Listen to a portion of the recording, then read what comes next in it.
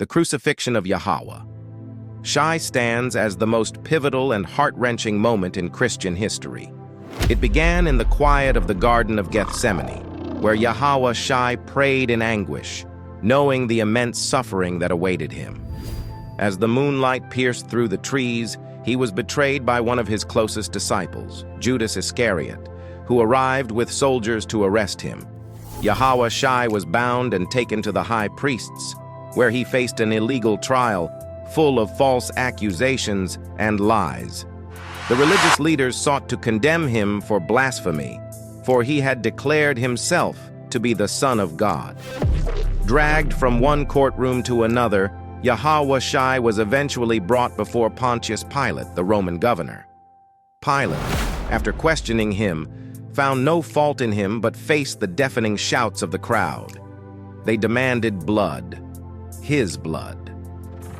Desperate to avoid conflict, Pilate offered them a choice: to release Yahawashi or a hardened criminal named Barabbas.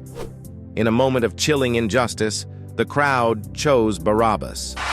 The governor washed his hands, symbolizing his attempt to distance himself from the innocent bloodshed about to occur, but the fate of Yahawashi was sealed.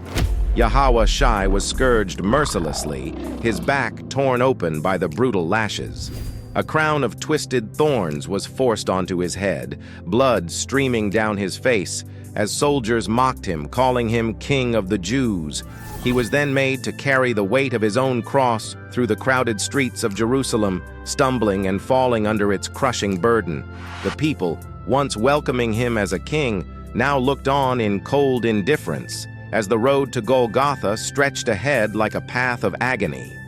At Golgotha, also known as the place of the skull, Yahawashi was nailed to the cross, the sound of hammers echoing through the air as the nails pierced his hands and feet.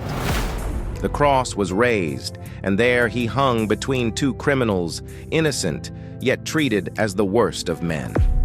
Above him, a sign mockingly read, "Jesus of Nazareth, King of the Jews." Yet, even in his suffering, Yahawashi's heart was filled with compassion. He looked down at those who had mocked and tortured him and prayed, "Father, forgive them, for they know not what they do." For 3 hours, darkness descended upon the land, as though all of creation mourned what was happening. Yahawashi cried out in agony, "Eli, Eli, lama sabachthani," meaning, my God, why have you forsaken me?" The weight of the world's sin pressed upon him as he bore the punishment for all humanity.